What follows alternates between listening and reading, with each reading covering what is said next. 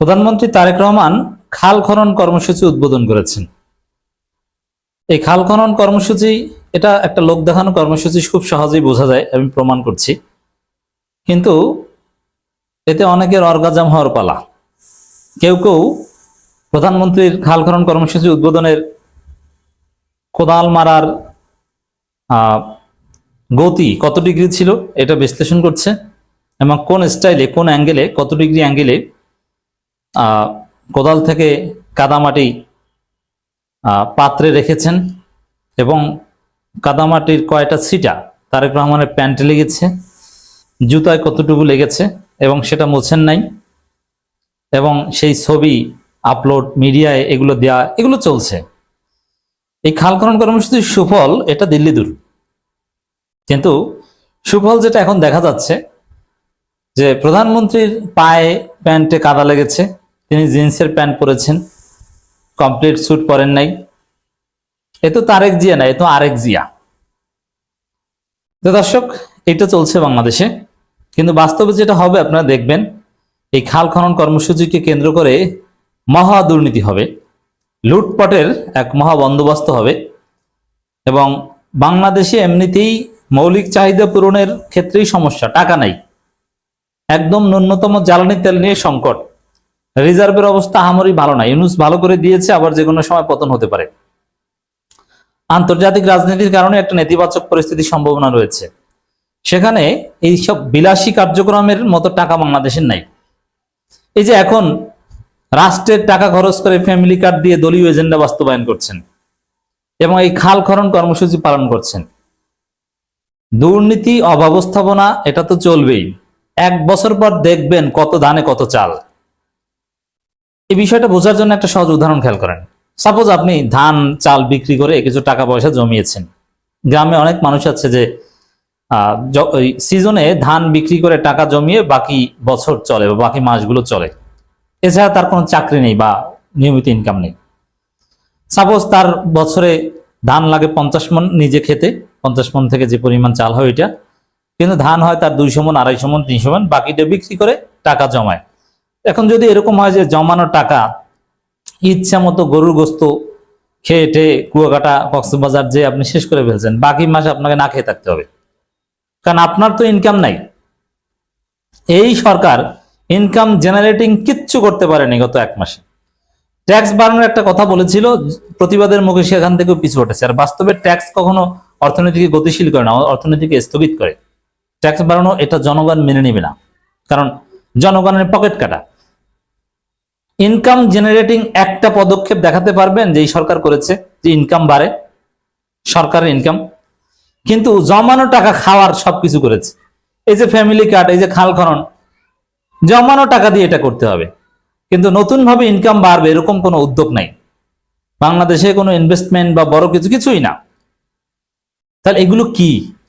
এগুলো মূলত আত্মঘাতী, সামনে বুঝবে মজা। হাসিনা আমলের ঋণের বোঝা সবকিছু 26 সালেই শুরু হবে। IMF এর লোন না পেলে, চীনের যে প্রতিশ্রুতি লোন, ওইটা ডিসবার্স না হলে মজা বুঝবে। কিন্তু তারপরে এগুলো কেন করছেন তারেক রহমান? অর্থনীতিতে এই কাজগুলো এখন এটা বিলাসী, এখন বিলাসিতা করছে বিএনপি। একজনে করছে সংবিধান বিলাস, সালাউদ্দিন আহমেদ সংবিধান বিলাস করছে, রৌদ্র বিলাস, বৃষ্টি বিলাস করে না, ওইরকম সংবিধান বিলাস করছে। আর ফ্যামিলি কার্ড আর খাল খনন বিলাস করছে তারেক রহমান। এটা কোনো ক্রিয়েটিভ, কনস্ট্রাকটিভ, কোনো ইনকাম জেনারেটিং কোনো কার্যক্রম নয়। যেমন আপনি ফ্যামিলি কার্ডের মাধ্যমে ভিক্ষা না দিয়ে ওই টাকা দিয়ে আপনি কয়েকজন লোকের কর্মসংস্থান করতে পারলো, এটা ইনকাম জেনারেটিং এবং ক্রিয়েটিভ, কনস্ট্রাকটিভ না। আপনি ভিক্ষা দিবেন, বিনা কাজে টাকা দিবেন কেন? আপনি এইসব ছলচাতুরিমূলক কথাবার্তা বলে ভোট পেয়েছেন। তো এগুলো আসলে কোনো দূরদর্শী কাজ না। তাই খাল খনন ওই জিয়াউর রহমানের প্রতিশ্রুতি, একটু ইমেজ জেনারেটিং কাজ। হাজার হাজার কোটি টাকা খরচ করে বিএনপি নেতাকর্মীদের লুটপাটের একটা বন্দোবস্ত করে দিবে, এবং ইমেজ জেনারেটিং কাজ হবে তারেক রহমান। এই যে জিয়াউর রহমান এবং দখলকৃত মিডিয়াগুলোর মাধ্যমে প্রচার করাচ্ছে, এই যে দেখেন প্যান্টে কাদা লাগছে, এবং অনেকে বলছে দেখছেন কোদালের কোপের ধরন, দেখছেন কি ক্ষিপ্রতা, তো আরেক জিয়া। তো এই কাণ্ড চলছে। খাল খনন এটা বাংলাদেশে আমরি কিছু না, ইটস ভেরি সিম্পল। বাংলাদেশ তো খালের দেশ, খাল নাই কেন, বরং এইটা নিয়ে আমাদের জবাবদিহি করা দরকার যে খালগুলো খেয়েছে কারা। বিএনপির লোকজনই তো খাল দখল করে খালের উপরে দোকান উঠিয়েছে। আপনি ওইটা গ্রেপ্তার করেন। আপনি নতুন কি খাল খনন করছেন? বাংলাদেশে তো খাল আছে। আবার ভারত থেকে পানি ছাড়ছেন, আপনি ওই জায়গায় হাত দেন। খাল যা আছে তাতেই হবে। তারপরেও কিছু খাল পরিষ্কার করতে পারলে ভালো হয়। That's very simple. এটা নিয়ে অতি উৎসাহের তো কিছু নেই। এমন আয়োজন করেছে মনে হয় যেন বাংলাদেশকে ভেনিস বানিয়ে দিয়েছে, অথচ এটা তেমন কোনো তাৎপর্যই নেই। এর তেমন কোনো সুফল জাতি পাবে না। বরং যা আছে ওইগুলোতে পানি সরবরাহ ঠিকভাবে হলেই হলো। ভারত বাংলাদেশকে মরুভূমি বানিয়ে দিয়েছে, আপনি ওই জায়গায় হাত দেন পারলে। দর্শক, ঠিক আছে, বিএনপি তাদের রাজনীতি তারা করছে, লোক দেখানো, ইমেজ জেনারেটিং, এগুলো করবে। দেশ ধ্বংস হয়, তাদের কিছু আসে যায় না। কিন্তু বিরোধী দলের তো একটা দায়িত্ববোধ আছে। কিন্তু আমিরে জামাত এসব কি শুরু করেছেন? অতি উৎসাহী আচরণ করছেন কেন? জাতীয় পার্টি যে বলে যে এটা গৃহপালিত বিরোধী দল টাইপের, সেই জল্পনা তো অনেকটা সত্য হচ্ছে। খাল খননের মতো একটা আনকনস্ট্রাকটিভ কর্মসূচি, লোক দেখানো কর্মসূচি উদ্বোধন করছেন তারেক রহমান। কোনো সুফল টুফল নাই। এটা আসলে কতদিন চলবে, না উদ্বোধন এখানেই শেষ, না টাকা পয়সা সব বিএনপির লোকজন লুটপাট করে খাবে, কোনো কিছুর খবর নাই। বিরোধী দলীয় নেতা তিনি আনুষ্ঠানিকভাবে তারেক রহমানকে ধন্যবাদ জানান। তাও আবার কি দেখেন, মাননীয় প্রধানমন্ত্রী তারেক রহমানকে ধন্যবাদ। বিরোধী দলীয় নেতা প্রধানমন্ত্রীকে এত মাননীয় মাননীয় জিকির করার কোনো দরকার নাই। ঠিক আছে, আপনি রাজনৈতিক কালচার পরিবর্তন করতে চান, সরকারি দল বিরোধী দলের শত্রুতাকে কমিয়ে আনতে চান, ইটস ভেরি গুড। কিন্তু অতি উৎসাহী কোনো কিছু ভালো না। কথায় কথায় মাননীয় মাননীয়, সংসদের বাইরেও মাননীয় প্রধানমন্ত্রী, এটা বিরোধী দলীয় নেতার তো বন্ধুর মতো। তিনি জাস্ট প্রধানমন্ত্রী তারেক রহমান, আমার ভাই তারেক রহমান, এইভাবে বললেই যথেষ্ট।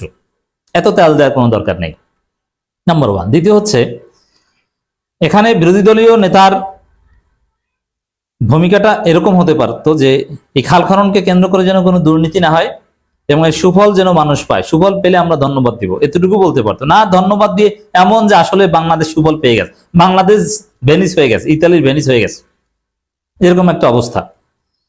তো দর্শক দেখেন, আমিরে জামাত ডাক্তার শফিকুর রহমান ফেসবুক পোস্ট, মাননীয় প্রধানমন্ত্রীর খাল খনন কর্মসূচিকে সাধুবাদ জানাই। এর মধ্যেই সাধুবাদ জানিয়ে ফেললেন। আপনার নেতাদের হত্যা করে ওই বিষয়ে কয় লাইন লিখেছেন। আপনি জানাজা পড়তে যান নাই, চুয়াডাঙ্গায় দুইজনকে হত্যা করেছে, ঢাকার মধ্যেও আপনি জানাজা পড়ার সময় হয়নি আপনার। চুপচাপ আপনার নারী নেত্রীদের উপর হামলা করেছে, আপনার কিছুই বলতে পারেনি, আর খাল খননকে ধন্যবাদ জানাতে এসেছেন। এটা কোনো বিরোধী দলীয় নেতা সুলভ রাজনীতি হলো না, এটার কোনো তাৎপর্য নেই। এইসব লুতুপুতু রাজনীতি বাদ দিতে হবে। বাংলাদেশ একসময় কার্যত নদীমাতৃক দেশ হিসাবে পরিচিত ছিল, নদী সচল ছিল, নদীপথে যাতায়াত পণ্য, মানে এক বিশাল প্যারাগ্রাফ লিখেছেন। এই প্যারাগ্রাফ পড়তে আমার বিরক্ত লাগে।